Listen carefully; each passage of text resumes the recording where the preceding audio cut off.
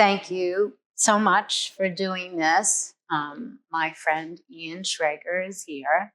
Um, I'm very happy he agreed to do this. We're friends for a very long time, and I feel that because of our long-term friendship, I have a real understanding of his creative power. And I'm going to start with a question that has to do with fashion. So there are a few people who have a uniform, and the people who have uniform are also very influential. And so I always point this out when I'm talking to stylists or interviewing people on my podcast, and I say Ian Schrager, Steve Jobs, and then I go through my whole list of people who have a uniform. So you've had a uniform since the day I met you. Why? For me, remember you used to say I wasn't unfashionable, I was non-fashionable. I don't know, it's a way of staying above the fray, of not really getting involved with it. I like seeing great fashion. I like seeing street fashion. I love the ideas. I love your work. I love to see great work. But for me, it just never really interested me. My uniform, by the way, has changed. But it's still a uniform. I was in khakis and a white shirt face. I just feel whenever I put on anything else, I feel contrived. And I always, even sometimes I even try in the morning, but it doesn't work. Yeah, it's comfortable. So I remember you bought a couple of thousand pair of wool socks because you like the specific pair. Are you still wearing you still have to have some of those? You know what? It's so funny. Steve and I used to buy these socks that were made up in Seneca, New York, and they went out of business. So I happened to mention to Calvin, about these socks, how much I love them.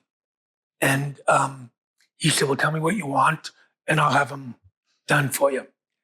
And so then I figured out actuarially how many socks I needed for my life. And because they can't get them anywhere. Right. And so, but I'm like that with everything, with pens, with everything. And so I think I might have ordered, it was like an embarrassing amount of socks because they do rip. And I wanted to make sure I had enough for the rest of my life. I think I have enough for the next century. And for other people's lives. Exactly. So if we were to start with today and all that's going on right now, you have like amazing things happening creatively, but also some storytelling about your life. So what's happening now? The book, which is gorgeous and amazing, and everybody's talking about it. Why did you do the book? I'm not really sure. I been 40 years since studio. I never really talked about it. It was always painful. It's still a little painful, but I just thought, that it was time to kind of tell the story the way I saw it. I remember a Berry Gordy quote saying about if the hunter doesn't tell the story, the lion will. And I just I wanted my kids to know. I wanted to put in perspective, what happened there. Nothing sensational. None of the conventional things people talk about with studio, but this was the phenomenon of studio, and this is the way we thought of it, and I want the people to know it. Yeah. The photos really do capture it. Even though it's interesting, even though they're still photos, they're so animated and they're so powerful, you really do get the energy of what was happening in the space.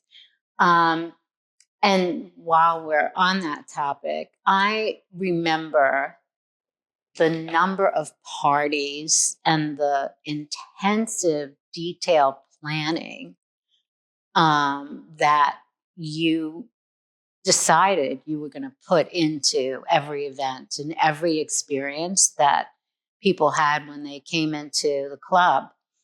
What what was the motivation for that? I mean, nobody told you you had to do that. Nobody'd ever done it before. There was never any visual connection to anybody doing it. Where did that idea come from?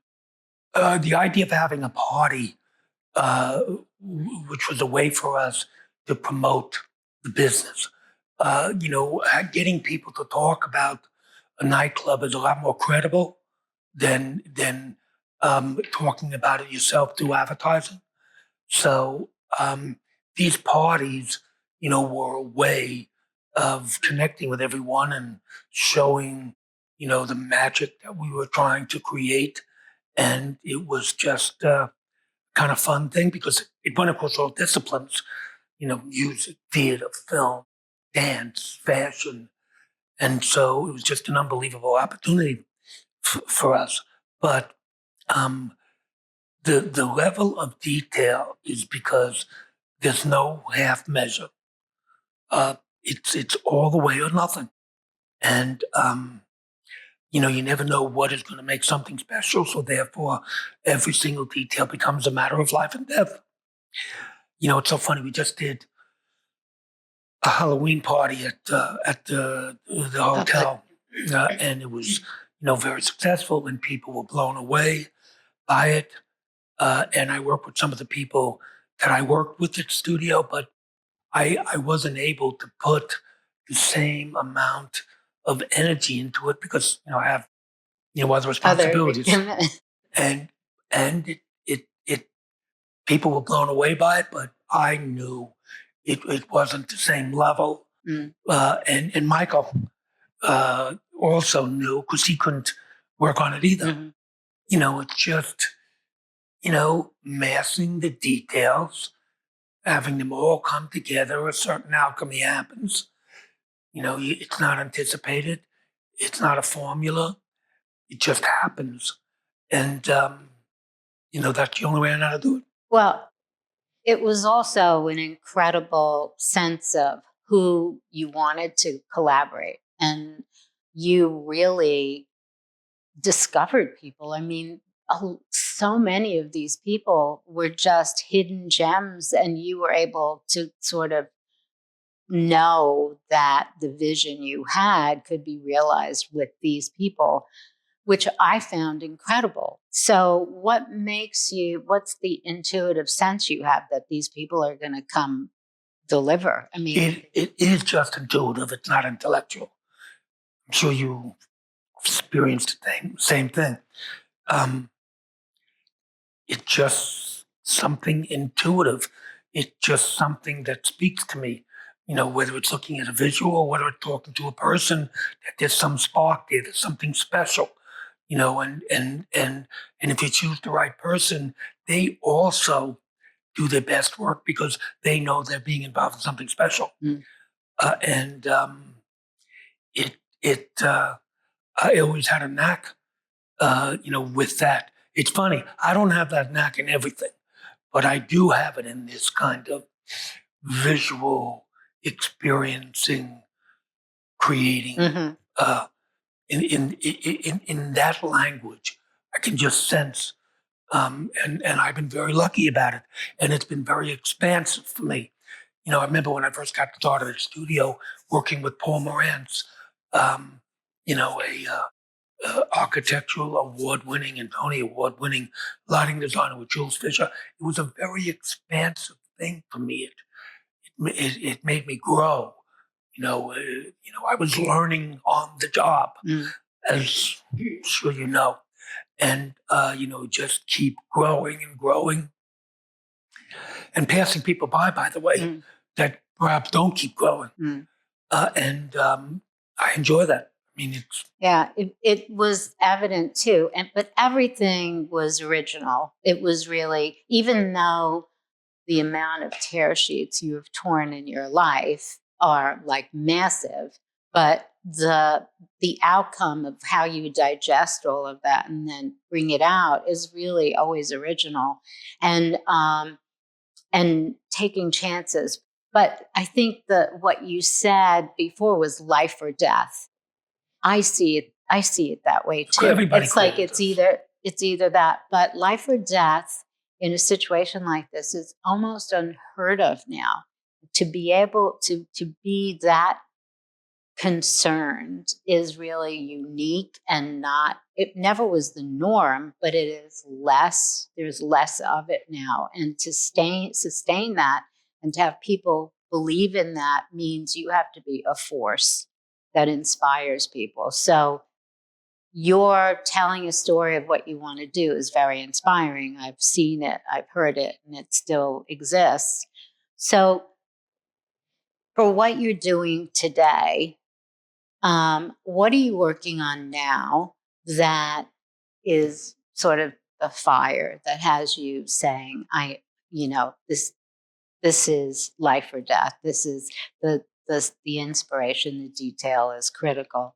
Well, I'm working on a lot of additions with Marriott, and the reason I love that so much is because um, I never did anything on a really, really big scale, and working on about 25 of them, and I've learned that I could work on a lot and without sacrificing or compromising on the quality of the product one bit.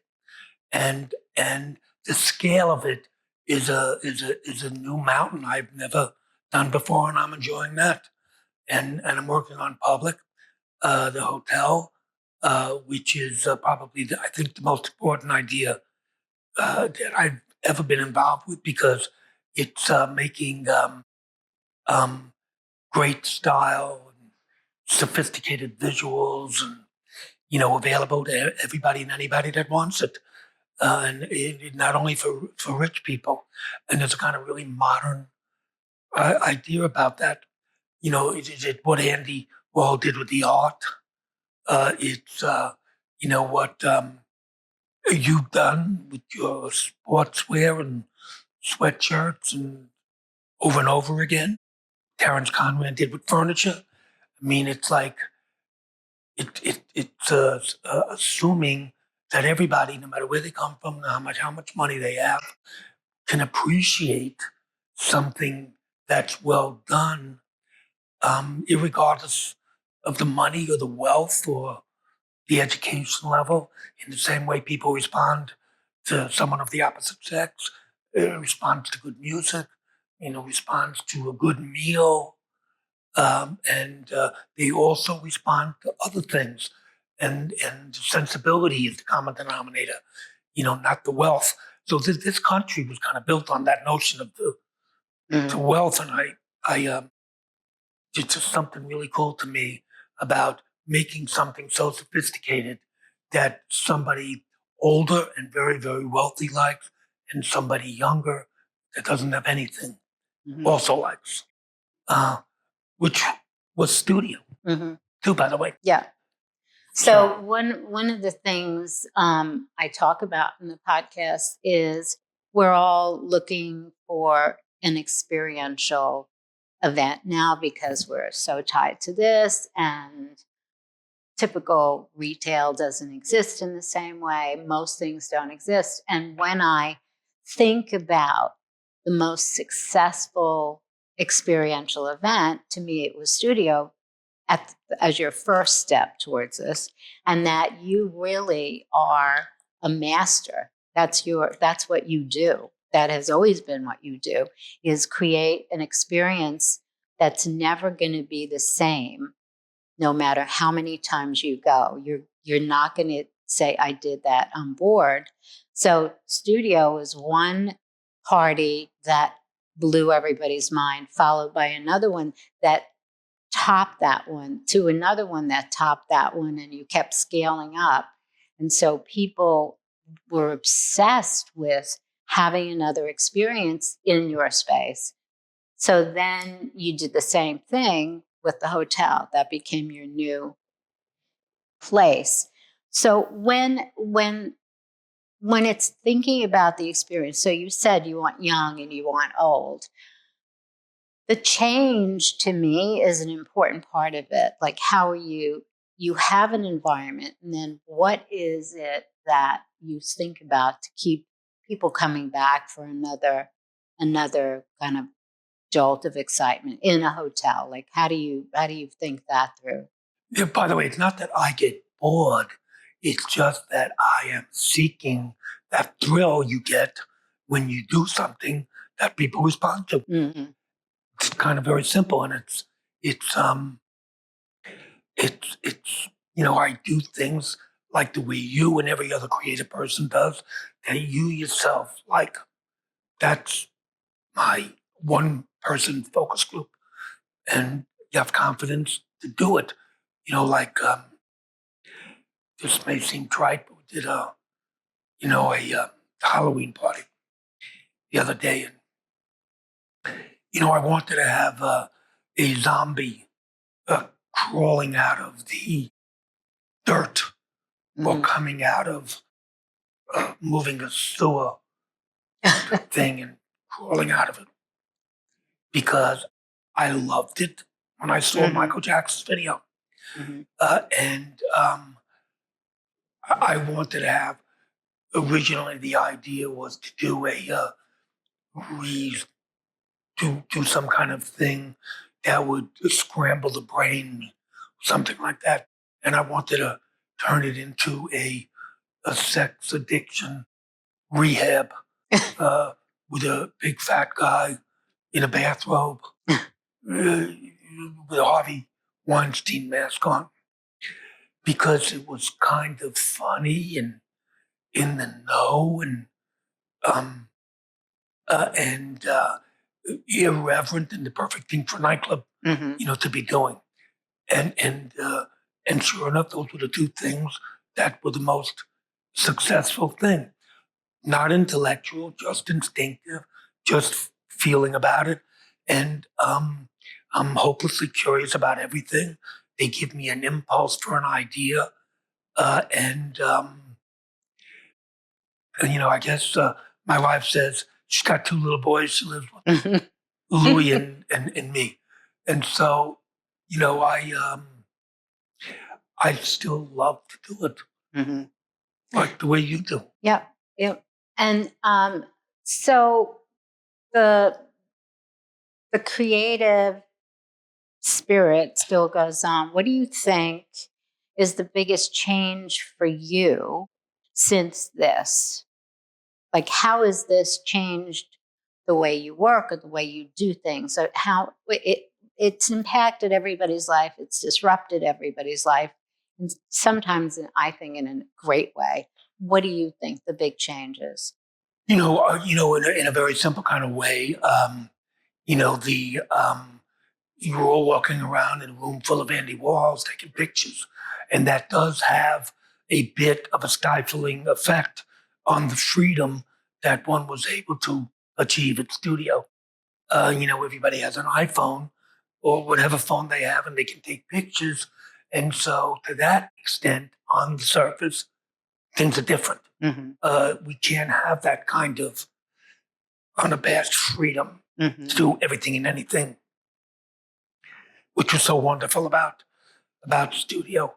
Not that everything was illicit, but that it was absolute freedom, which is a goal human beings seek. Hmm. Um, so that one thing that's different, But I think the technology, you know, I don't think that technology is impersonal. I think technology can, if it's done with a wizardry, like the way Apple is, um, and it could elevate the experience and the spirit in the same way that visuals can. So when I hear this thing about somebody's using technology and it's impersonal, I think it's a lot of hogwash. It's like it makes me think of Henry Ford listening to somebody say, "Oh, I want something with a heartbeat pulling my carriage. I can't have mechanics. It's ridiculous. It's ridiculous, but it has to be done in a good way, like Apple does, like Tesla is doing it. But I think the technology um, is a little isolating, and so I think the craving for social interaction is required now in some fashion, which is one of the reasons I think these communal workspaces are happening, and I think all these dating services and which I know nothing about, by the way, but it's happening, and so I think if you push it here, pull comes out on the other side. So I think things are changing for technology, but I don't think the fundamental human condition changes. Yeah. Which is why the need for experiences and shared experiences are so important now. And still to today, I think you're the only one that really has that mastered. And I'm surprised that more people aren't referencing what you do because everybody's lost. Everybody's thinking, what can I do? What can I do? And until we figure that out as a community, there are going to be warehouses full of open spaces that stores aren't filling, that shopping malls aren't filling, that they're just going to be open waiting for somebody to discover what to do. So I always reference that. I think just back to how people work.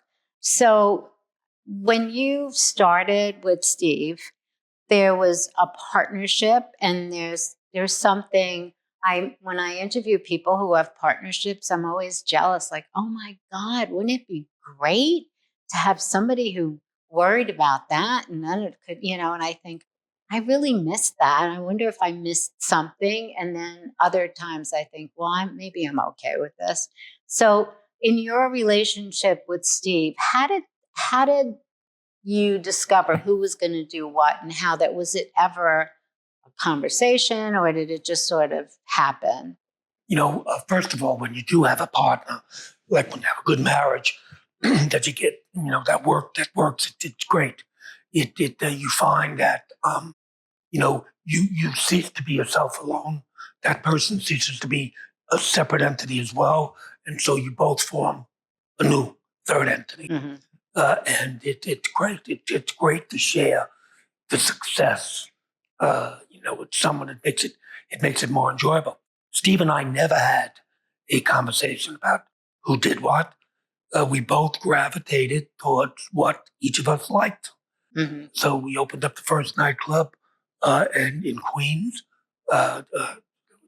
There for about 6 or 7 months, and Steve went to hang out with the kids from Queens at the bar, and I went up in the DJ booth to play with the lights. And it was never resolved specifically. We never had a written agreement either, and it was just something. And the responsibilities weren't mutually exclusive; they were overlapping.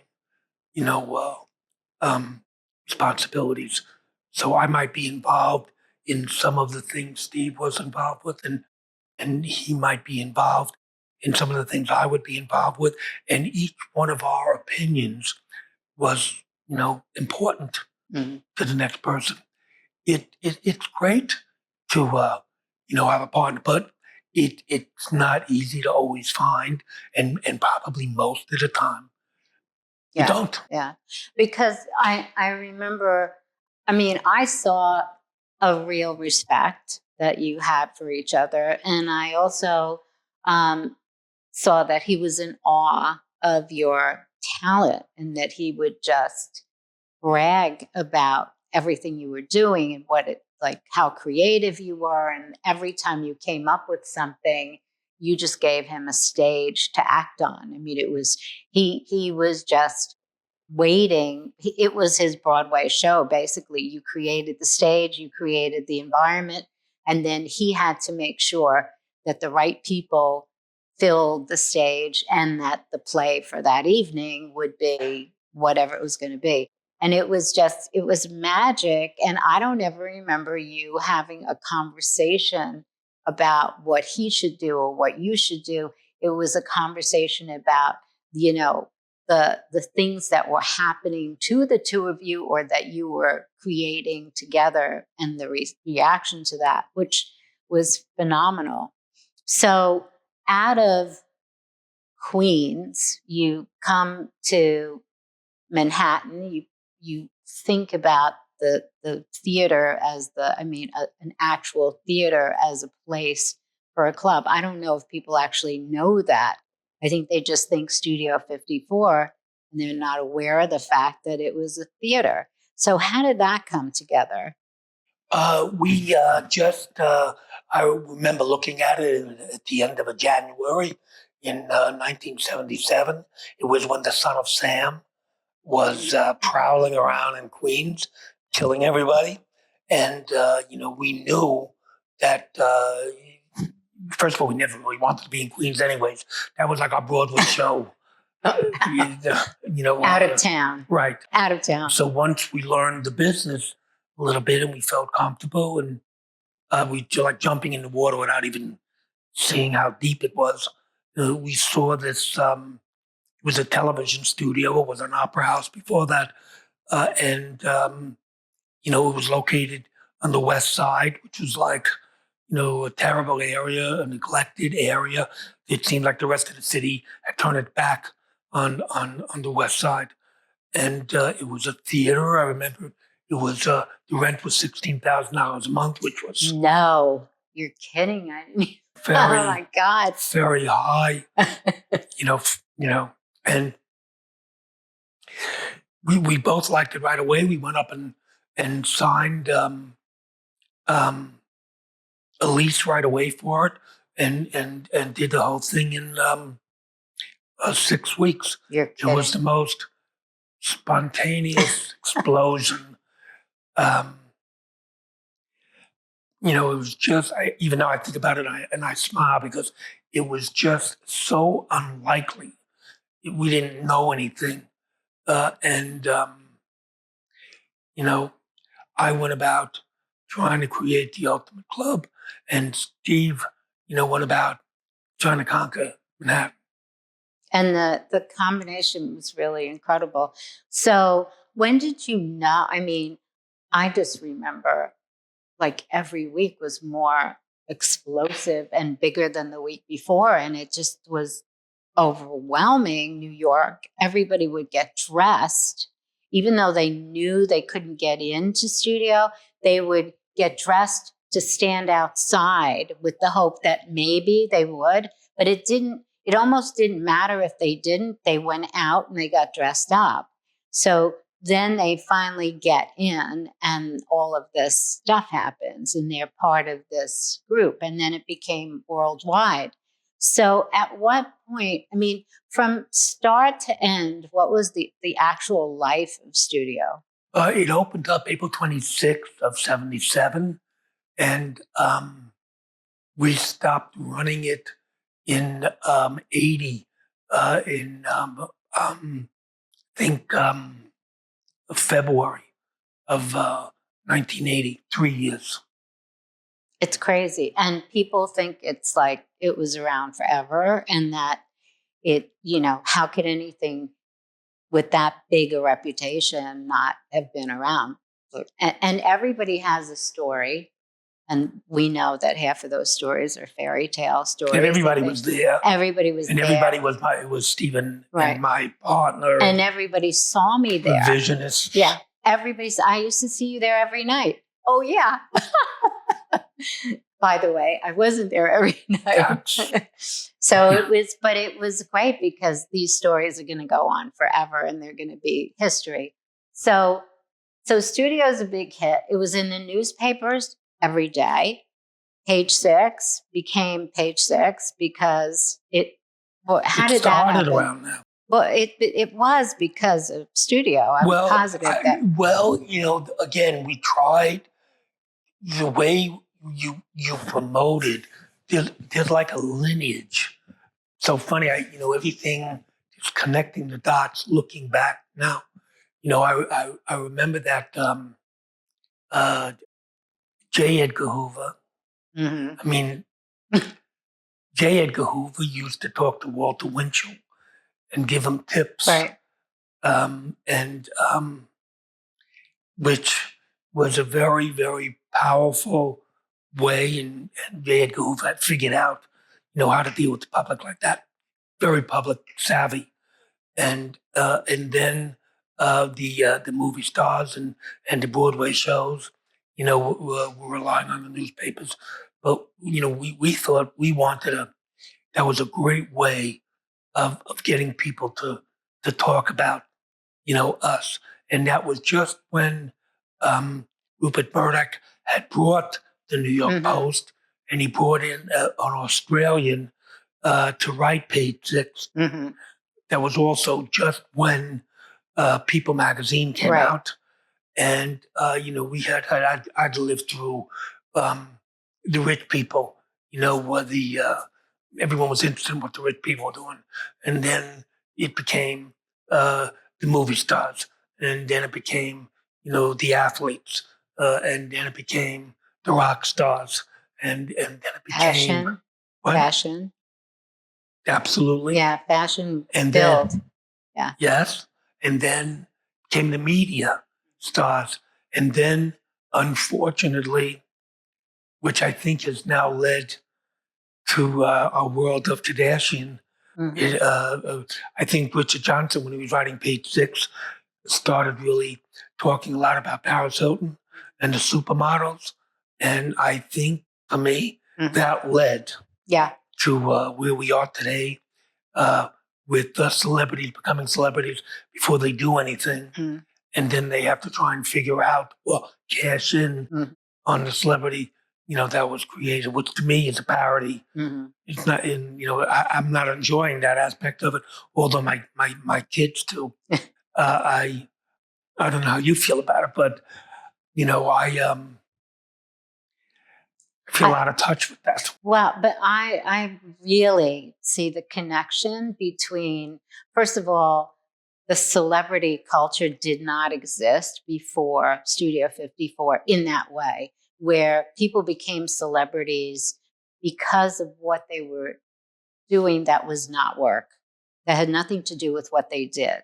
So when people went to Studio 54, who they were with, what they were wearing, what they were doing became, it was like looking at Instagram, but you didn't have the phone. You were seeing people's lives. So it would get documented in all of the newspapers every day, every morning, every day. They got bigger at studio, Yes. but their springboard was what they were doing. Mm-hmm. And at that time, the fashion designers, were like New York's movie stars. Mm-hmm. And when a fashion designer came to a place, it was like the Good Housekeeping seal of approval. And at that time, one of the biggest American fashion designers was Halston. And those people came to the studio before there was anything about media, Mm-hmm. or they came because the product was great, Mm-hmm. and they felt protected. And what happened to somebody like Steve and I is, we had to rise to the occasion. It was like holding on to a lightning bolt. And And everybody, but not to leave the subject of how much more a celebrity they became as a result of being photographed and documented as being part of what was happening each night at Studio 54. So it worked for everybody. it You worked for got everybody. more press as a result of what was happening and who was there, and they became more valuable in their celebrity, and it was phenomenal. And every day it just was nonstop. It was just unbelievable. The two of you were surprised. Oh my God, look at this. Now we have another. Can you believe the Times actually covered Studio 50? I remember hearing you say that. It was always like, what the hell? And so the fact that we were able to look at, and New York was much smaller then. There weren't as many things you could do. So the center of the universe was Studio 54, like no other energy. And then everything sort of grew from that. Celebrity never stopped. It kept going. And the celebrity culture is probably at its peak today, where it's more important than the designers. It's more important than a lot of the things that were the most kind of creative part of what was going on. So there's this period of time, and then it all ends. It's like, what? Like, bam. I'll never forget that day. You will never, ever, ever in lifetimes forget that day. And it was so shocking. And it was like the universe had a hand in something. Like, you have to stop this now because there's something else you have to do. That's the way I see it. Like, we have to stop them because there's something that they're going to do that's even bigger.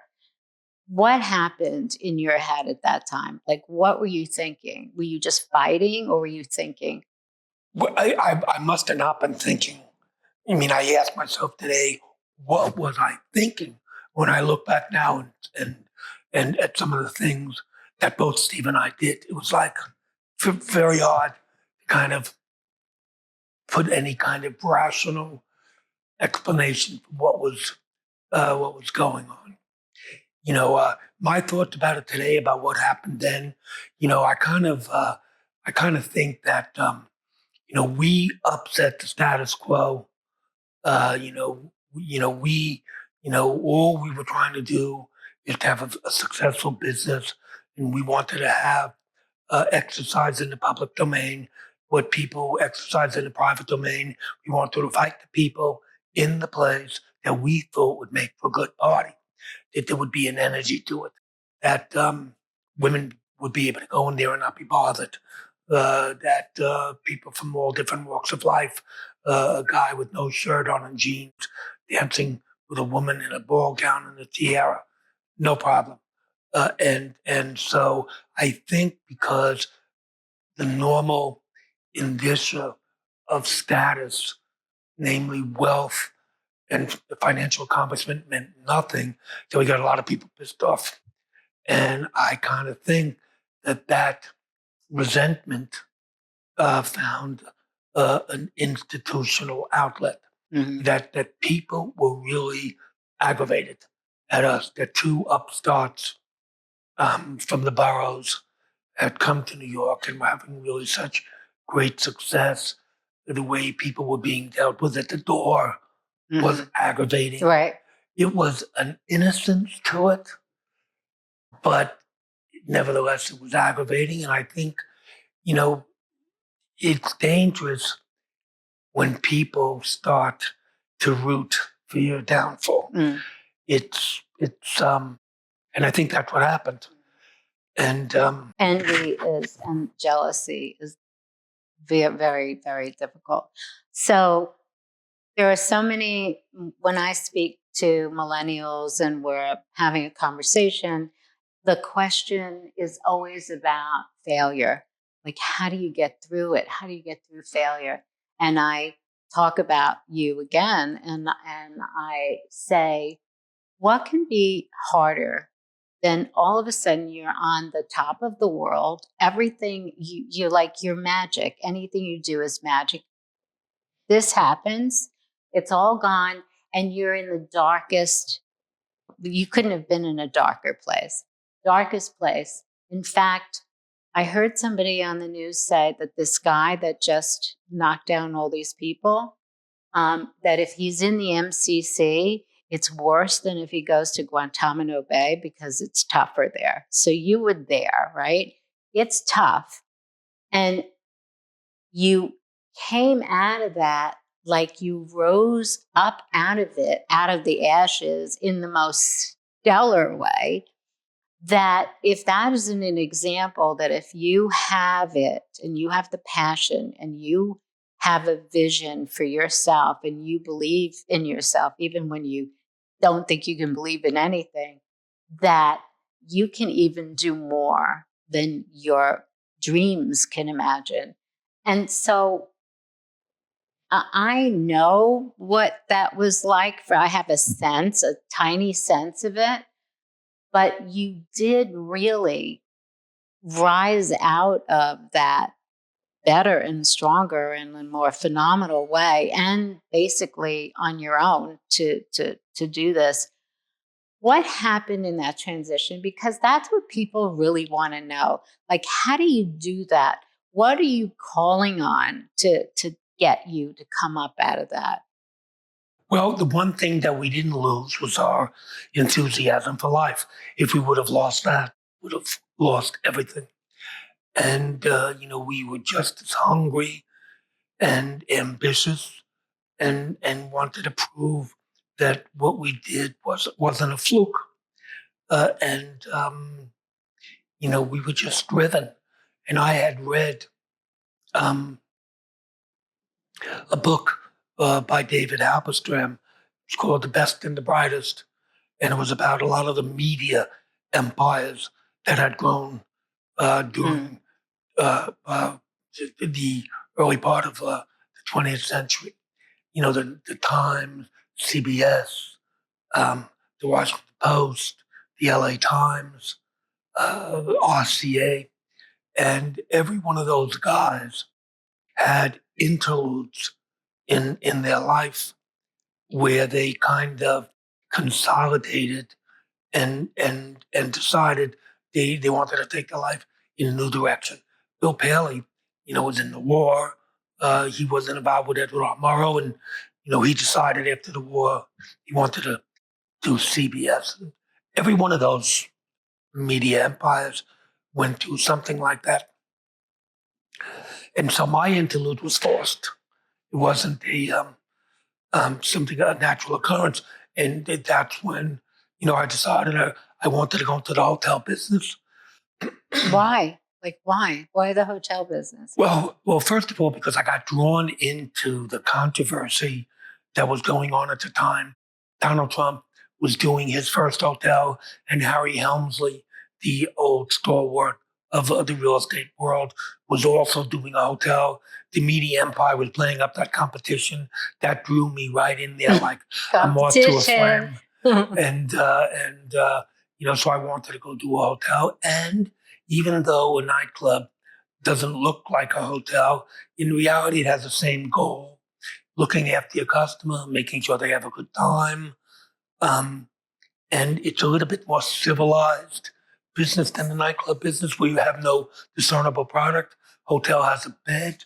It's so funny to people who I would work with in the nightclub during the day. They look like vampires. So it was more civilized, Right. and it was a creating of an experience too, because we were going to do a new kind of hotel. Mm-hmm. We didn't know anything. So, not knowing anything and being oblivious to what's going on could be a real advantage, but it's a painstaking process. Mm-hmm. You have to make sure you don't make any mistakes. In working with Marriott, I see, in this country, we've gone from cash to credit cards, and we sort of stalled with the credit cards. We're not quite there with paying to the telephone. Mm-hmm. In China, they didn't go from, they don't have to unlearn anything. Right. They went from nothing right to paying by telephone. Yeah. And everybody pays by telephone. Yeah. So we didn't have to unlearn, any bad habits. So not knowing anything meant, we were not bound by the rules that keep everybody else from soaring. Mm-hmm. So you just have to be careful. You have to understand what the rules are, so that you can't just cavalierly break them. You have to break them with a kind of, logic. you know, but that process I love. I just like the way some people, figuring out, you know, um, um, a crossword puzzle, and I would be looking at you, designing, and I would think to myself, how could a man design a bathing suit for a woman? How could he do it? Mm. You know, or skirts and whatever else, lingerie. How it's not, how could they do it? Uh, and They come at it a different direction, Right, for sure. exactly. But it can't be, it can't be all knowing. Mm. So, And so through through the years and all the, I mean, you met so many creative people, not only creative people you discovered, but creative Andy Warhol and creative people through your life experience and collaborations, because you've had amazing collaborations. You still do. Who are some that you think are really like really really incredible that people are not aware of or are aware of, and you just think they're stellar?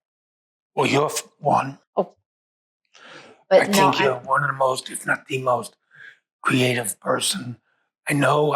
Your work now is just as provocative and compelling as it was 40 years ago, and I mean that. I look at the clothes, and they're great, and so you're one, and thank you.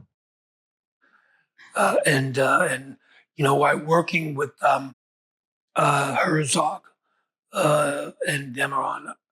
Um, they are really brilliant. Mm, When you work with a great architect, there's a certain level of intellect involved and a consideration for social conditions and the permanence of architecture, and so they're a really brilliant um, firm. They're not there just trying to do shapes, but they're trying to improve humanity through their building. mhm. And they don't have a particular style. Every time they step up, they do something else. So I think they're um, brilliant. Philippe Stark, I also think is brilliant, but in a kind of very undisciplined way and, very creative way, different than Herzog, but really creative Mhm. and really great wit and irony about him. So I have a tremendous amount of admiration for him, and there are a lot of other people Mhm. that, that I feel, but I think those three um, are right up there at the top, um, and has the biggest impact on my life. Mhm. And so, what about people like Andy Warhol and the culture of the time of studio and their influence, since the communication was so different? You talk about Andy Warhol's doing Polaroids. I remember him always coming by the shop and taking pictures of the window and everything. And people have come to me with those photographs. By the way, they find these Polaroids and they're amazing. I think about the like how connected he was to this time. He just didn't have the tool, so there was something very future thinking about his art and the commercialization of art and this.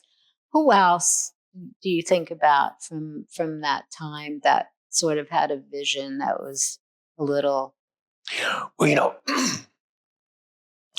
I used to see Andy at 3 o'clock in the morning at studio, so it's I have to kind of put that things Andy and another Andy together?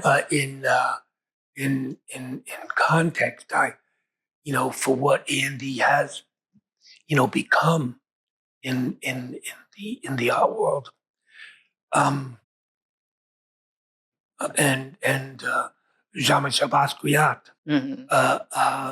is another one, that has become larger than life, in the art world. I see him Mhm. late at night, and so it's hard for me to put them on the pantheon Mhm. because I saw them in very human um, things. But I mean, studio became a little bit like the Johnny Carson show.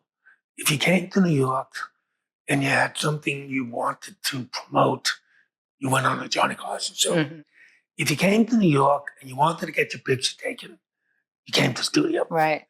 And so there wasn't anybody from any walk in life, any creative Yeah. star or writer or actress or athlete or political figure that didn't come to studio. It was, and you can't fool the people. There was something special about the place. We had people ask me why. I don't know why. You can't put everything in a box and label it, but there was something special about it. People know it when there's something special, and everybody came. So I was really exposed to. And out of all of those people, which were you most impressed with when you met? Like even in that environment, who sort of left an impression that they were really special or they had something that was extraordinary, even in the environment? Yeah, well, this is going to be an unlikely. I was very taken with Vladimir Horowitz. Oh, really? No, I can't imagine him, but I know I've seen pictures of him at Studio 54, but that's an unlikely. I mean, for me, of course, if I would see Mick Jagger or anybody like that, yeah, it would be a thrill for me. But Vladimir Horowitz, it was such an unlikely thing seeing him there in studio, giggling and laughing and having a good time and having earplugs. So that, it was like a paradox. And that was a big thrill, for me. Mhm. And a personal boyhood favorite, seeing Muhammad Ali there Mhm. was a really enjoyable moment, for me. But there wasn't, you would almost get numb looking when I was doing the Mhm. book. Celebrity, it's like Yeah, everybody's in here. yeah, yeah. I don't think there's ever, ever been a place like that. And I'm just so happy that I Mm. was, involved with that. Well, the reason that it was so big was what you created. I mean, that creating that platform for the experience and understanding that is, it's a rare ability. And now, like I said, we really need to figure that out to change, to deal with the changing culture. But so you're doing a movie too, and tell me what you want the movie to say. I mean, what was your ultimate hope that this movie would do? I remember watching the OJ. Um, Getaway car. No. Not that one. The the one that came out recently. Uh, And you saw this movie on OJ just when you thought that there was nothing new you could possibly learn about it, that you've been saturated, bombarded with everything OJ, and there was nothing new. And so then comes this television series 6-part series that was really done very well.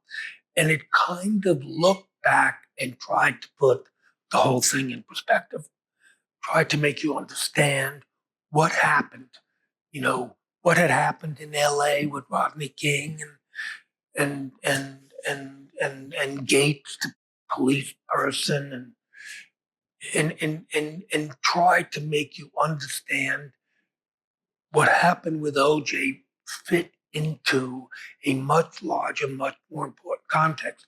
It was a kind of new way of looking at the whole thing, and it really did connect the dots, and I found it incredibly interesting. Well, and that's what I wanted to accomplish, with the documentary. I wanted to let everybody know really what happened and try to explain the success of it and why 40 years later people are still talking about it that weren't even there, and what was it about this phenomenon that still tickles the imagination, of people. And I wanted to tell that story. And I thought that the subsequent success that Steve and I had, and then I had after Steve, further validated Mhm. that success because it was the same thing in a different, outlet. So to put the whole thing, in perspective, you know, um, funny, studio was not about elitism. Mm. So- No, it was the most democratic Right. situation. I think up to that time, there wasn't anything as democratic. It opened the door for thinking that way and people mixing in a way they hadn't done before. It was totally Because democratic. diversity by itself is an electric thing. Mhm. Uniformity with people is boring. Mhm. And so, that was the first time that was done. And and I think it was the first time that that level of excellence had been done in a nighttime Mhm. um, entertainment facility. And so I wanted to tell that story. Mhm. And it's like, I remember Paul Goldberger wrote a review of the Palladium, and he said, "This is actually a discotheque that is deserving of serious architectural Right. consideration." Yeah. I And remember that. I remember that. And it was great. I mean, it was really fantastic. so, why is the press so interested in nightclubs? Well, because I think that's where a lot of social trends happen, whether it's fashion, music, a lot of things bubble to the surface in the nightclub first. And that's why the press is so interested in it, because it just doesn't seem, why would the media Mm. want to write so much about what's going on Mm. in a nightclub? And I think it's for that reason. Well, I wanted to connect all of those dots. So, you know, that we could understand why it was so successful. I mean, when a friend, Scott, we were just talking about a minute ago, he came to the Halloween party uh, at Public and sent me an email and said that he hadn't been to a party like that had a vibe like that since he don't know how long. Mhm. So there's something Mm. in the mix that, I think everybody longs for Studio 54, but I don't know if that same formula could work today. But I do think the inherent skill you have in understanding the time, understanding the need, understanding the creative cultural moment, that you could do that again today, and have another huge success, except you have all this other stuff going on. So I think it might not be something you'd put on the front, but I don't think you could say, okay, somebody's going to take the formula for Studio 54, do it today. it needed to be in that context. I think today, the only person that could really do that successfully today in that scale would be you. I don't think anybody just starting right now would have, you'd almost have to have that experience and still have this sort of curious mind that you have. And even though you're experienced, you have this curiosity that's very childlike in the way you look at everything. So I don't think it's something that's going to happen so easily unless you decided you wanted to. Trust me, you have a lot of disciples out there that would come and sort of help you with it. But what would you ever do anything like Well, that? no, I just want to say that the human condition doesn't change that much. It evolves, it changes like the way fashion does, like the way anything does, but it doesn't, those fundamentals don't change. That urge for socialization doesn't change. So no, I mean, you know, there was a movie, Heaven Can Wait, that Warren Beatty did. The original was done, I think, with this Gene Tierney or somebody, Yeah. and that was about a boxer because I think the boxer was a very glamorous profession maybe then, and then Warren Beatty remade the movie. The basic storyline and everything was the same, and very endearing story. But it was about a football player now, and it was set in a modern setting. But the essence of it, the DNA of it, was the same. So, yeah, I think, would you be able to do a place like Studio 54? No, that was 40 years ago. But would you be able to do a place that was magical and energized and freedom and have the same kind of amount of fun that you had at studio? Yes, you can. Do you think you can combine that with public and create more publics that have that entertainment? Well, I think that we're trying to do that at Public Arts with Matt and Carlos, who do the Smile, and a couple of young guys that serious and ambitious and talented. So that same kind of formula now takes a cue from BAM in Brooklyn, and it's like a kind of hip BAM with a lot of different performances and theater and fashion and product shows and technology and talks and movies and everything else, and then segueing into a place for socializing, and drinking, which has a business benefit because it gives it longevity. It's not just, 3 years, but it gives another dimension, takes it up a notch. So here's a perfect example of dealing with the human condition as it evolves, different demographics, but still appealing to that mixed bag of human urges that we never lose and that we've had for 5,000 years. But could we get that same dynamic you talked about before, as the very wealthy elitists and some young kind of fresh face that comes in? I mean, can that happen now? That can definitely happen. What changed? First of all, it's not nearly, it's not druggy the way it was then. And I think the demographics are a little bit different. The city is different. Nobody had anything to lose back then. It's occupied by a lot of financial hedge fund guys. So um, things are different. But it's still human beings. People want to have craving fun. Yeah. sensory stimulation. Yeah, definitely. And I don't, just talking to somebody yesterday about in China, doing a hotel in China, that it's very difficult because the people in China today, are going to be different in 5 years from now. I understand that.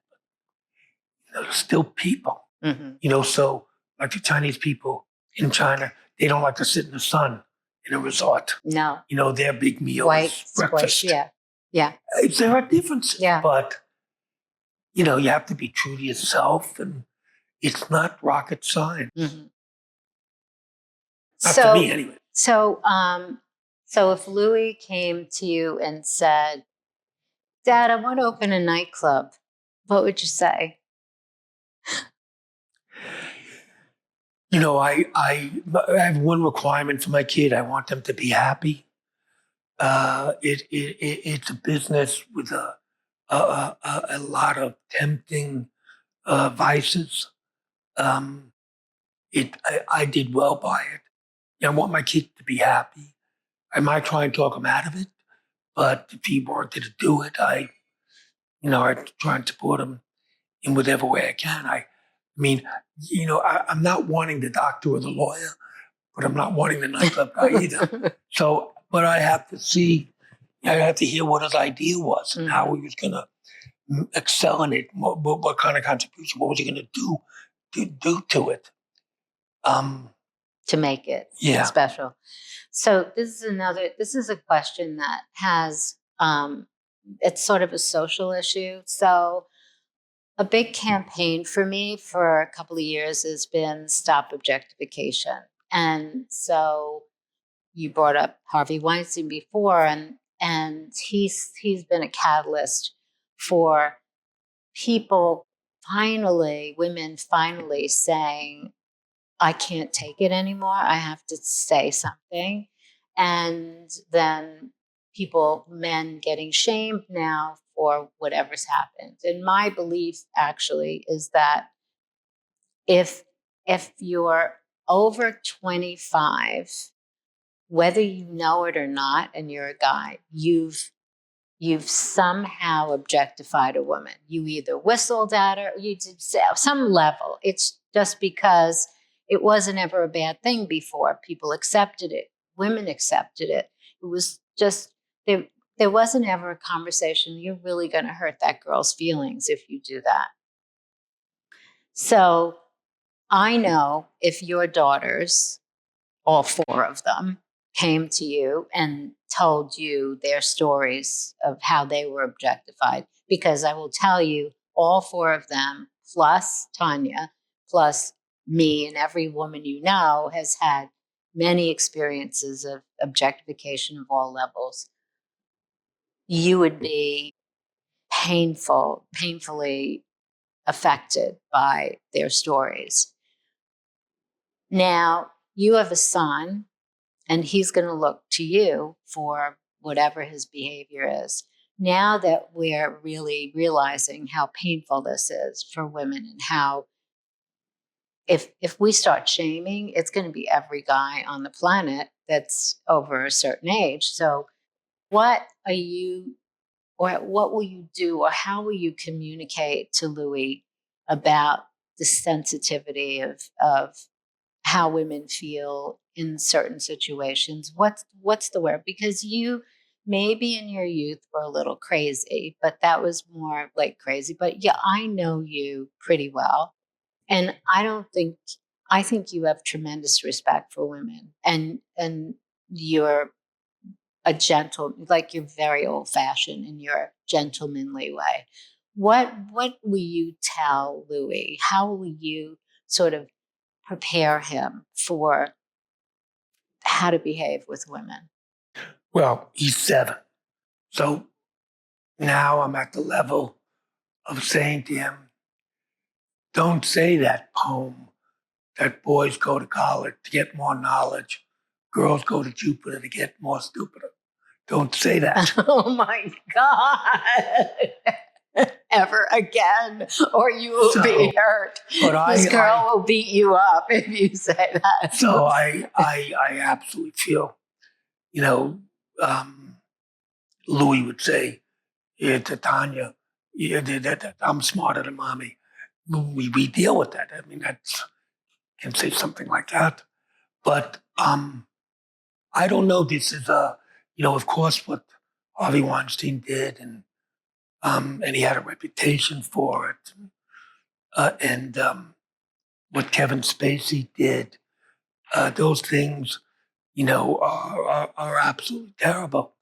Um, I don't know about some of the other things that I'm, hearing about, like Dustin Hoffman, 20 years ago saying something. I don't know how far it went, but there are questions of degree, especially for people from a different generation.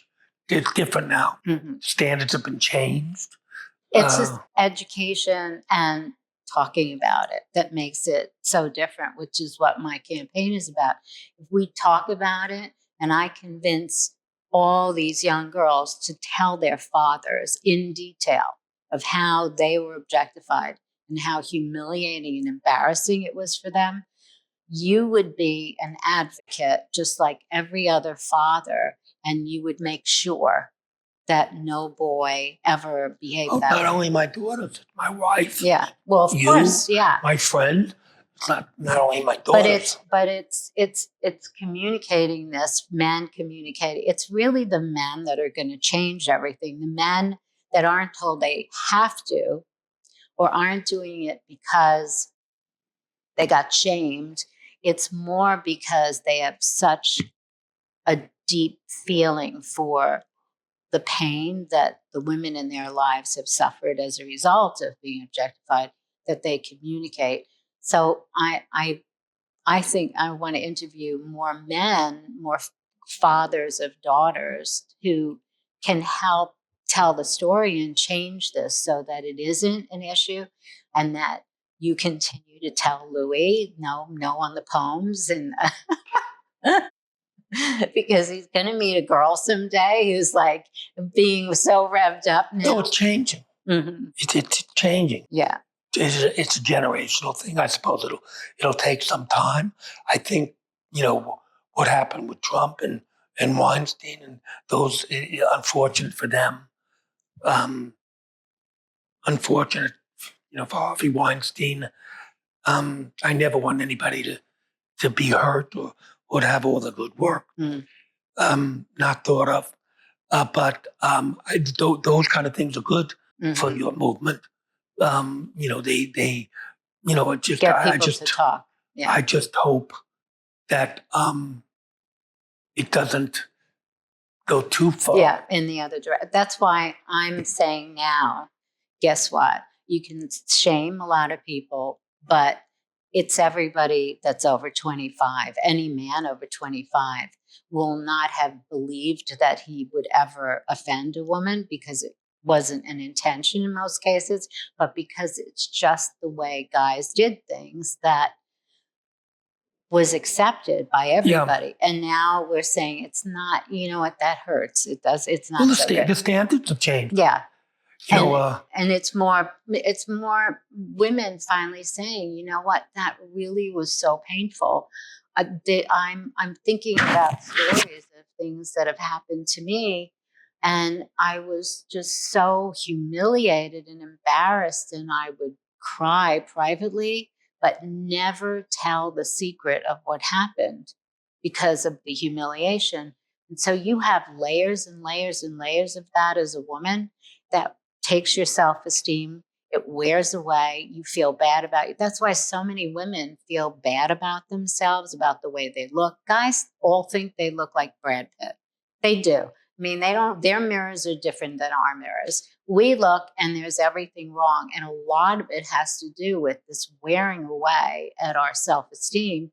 So that has to change. Women have to feel better about themselves. But I also think I'm going to make sure my voice is heard by saying, I'm a big proponent of this, but your father probably has objectified. It's right. Your brothers, your father, everybody you know. So we have to kind of be careful about the way we make the change. We need the men to help us make the change.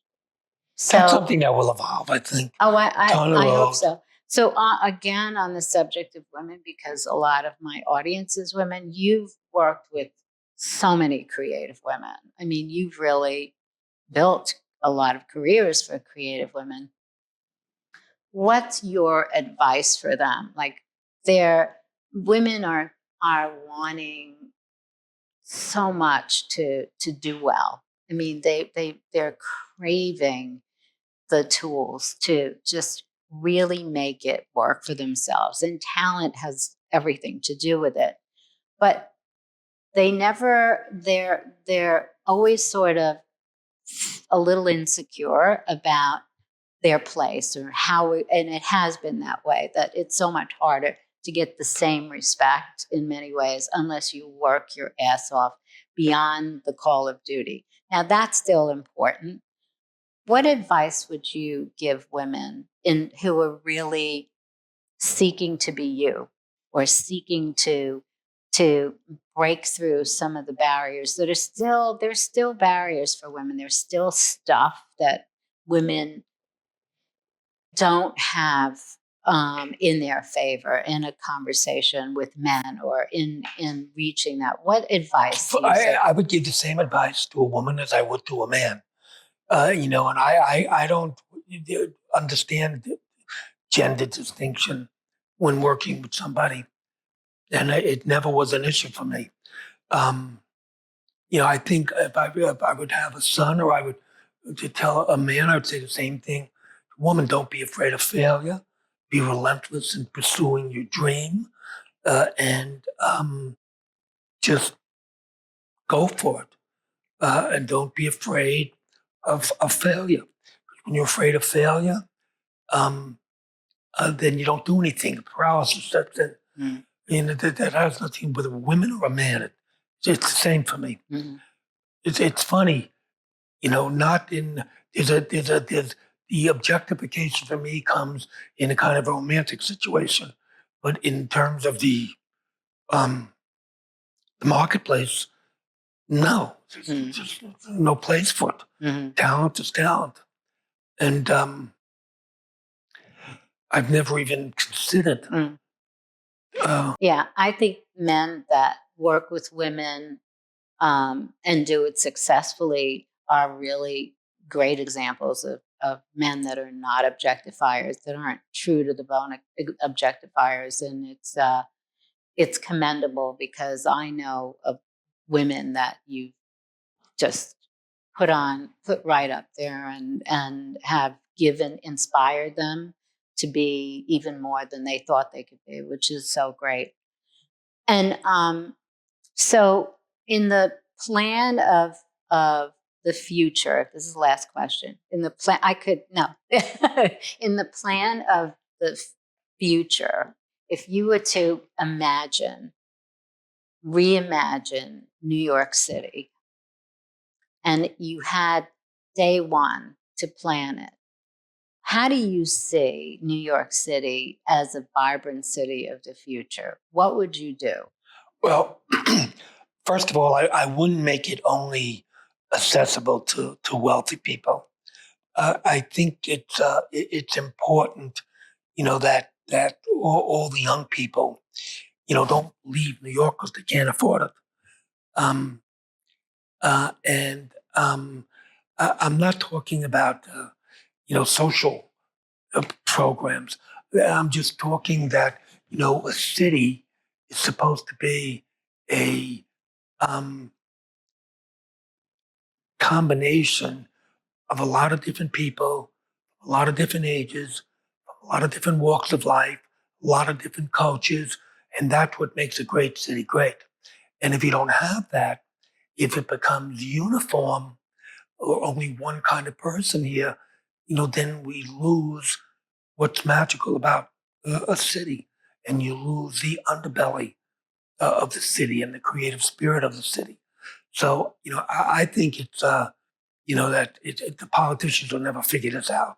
I think it's just very important that we figure out a way that we keep people who aren't wealthy, um, and, and young people, and people who want to make art, and people that want to do something, that it's attractive to come to New York now, because it isn't.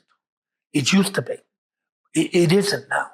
And I think New York loses something if we don't kind of figure that out. No, that's why I'm asking the question. But from an architectural point of view, and this is like square one, how would how would you visually create that? I mean, what would, just like off the top of your head, you want to have the mix.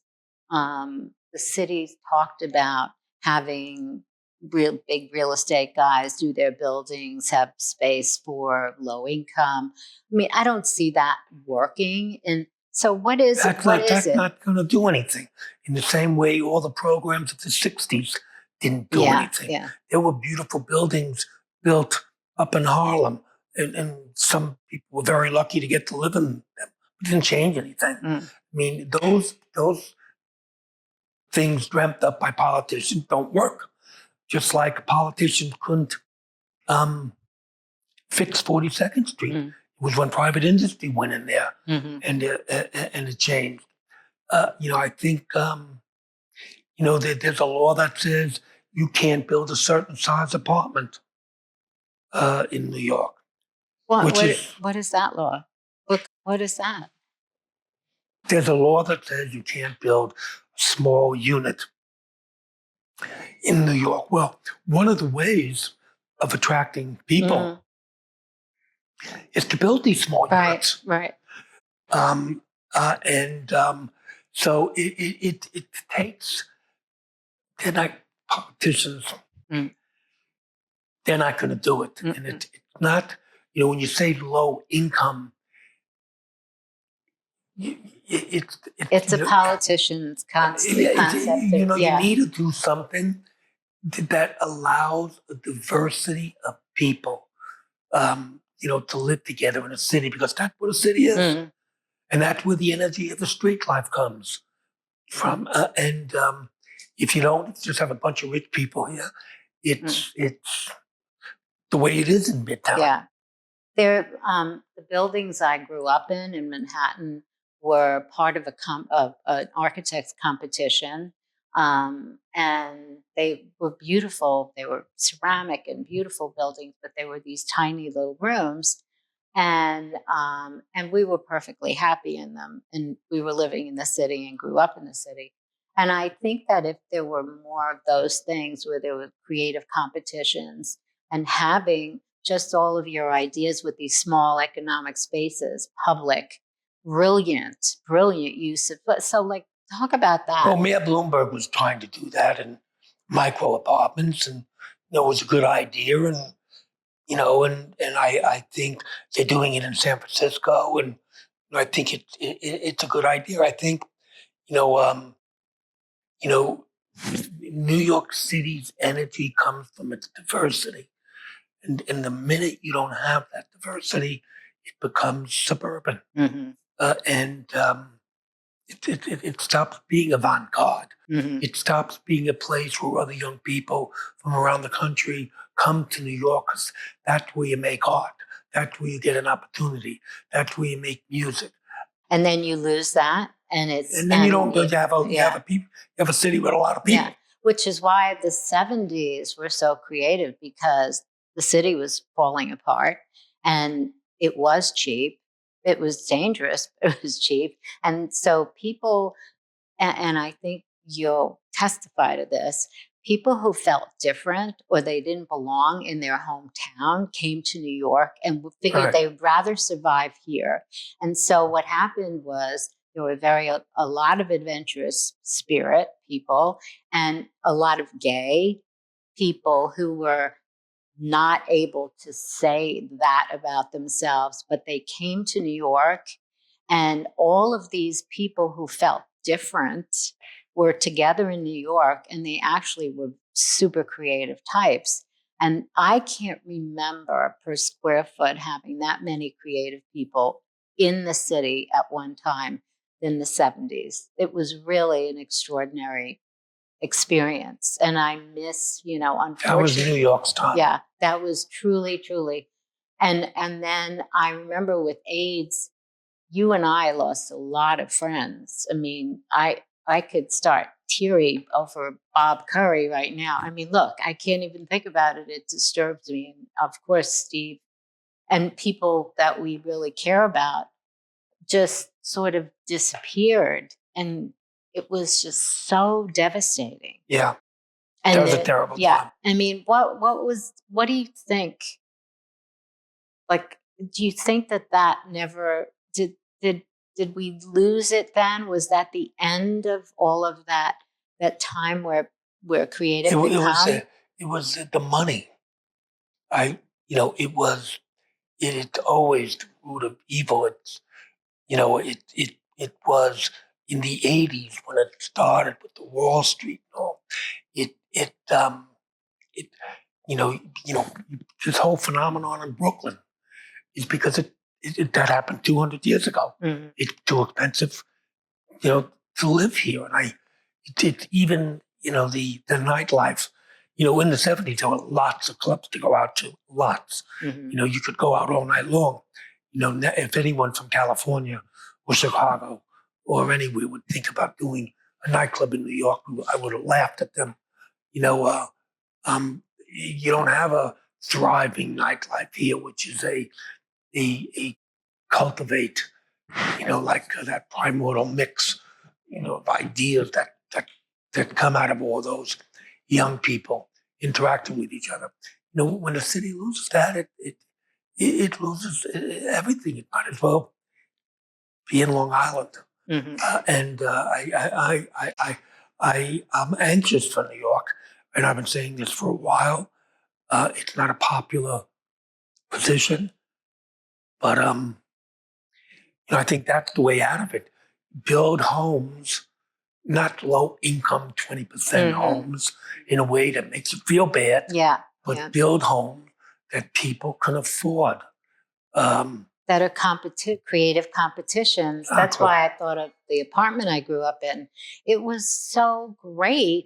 It was a tiny little thing, and we were squished in there, but it was just, it was beautiful, and we didn't feel like we were living in a crappy place. We loved the place. And I think that if there were creative competitions now, there could be amazing new kinds of development that aren't only for the rich and aren't only elitist. So, I would love to do that, but it's a zoning issue. and so if you were to think of potential people for politics, where are these people going to come from? We know that anybody who has lived a life is just not qualified to be, or not that they're not, they're overqualified to be a politician, and they just get ripped apart and not be able to get anything done. Where is it going to come from? I think we can thank Nixon and Watergate for that. Oh, That empowered the oh my press. God, that's right. That empowered the press, and up to that point, there was always a hands-off attitude about certain things presidents did, whether it was right or whether it was wrong. But ever since the press rightfully brought down Nixon, they've been empowered and become a watchdog, and in some cases, very, very zealous. So what's happened is good people don't want to run for office because they don't want to go through that scrutiny. I thought Mayor Bloomberg was great, and It's amazing. people say they don't, want very wealthy people to run for office. I think just the opposite. Mm. A very wealthy person doesn't owe anybody anything, is not doing anything for Mm. money, just want to do a good job. I don't know, there was a time that I would thought that the man that created Starbucks, because he had done a lot of very progressive things for the people that were working there, Right. and he was on the cover of Newsweek or Time magazine. I thought he might run for president, but he didn't. He didn't do it. Great men like Arnie Sorensen from Marion. He's a great man, and there are other. Bob Iger from Walt Disney is another great man, a great leader. There are a lot of these guys out there that might run for office, but they don't want to go through or take the abuse or get stymied and be unable to get anything done. There have been other times in our history where the Congress couldn't get anything done. I mean, there have been other times when there were fights in Congress.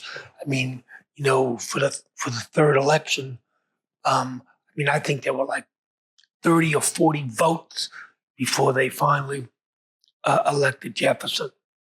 But this is a particularly difficult time. And now the standards are being lowered.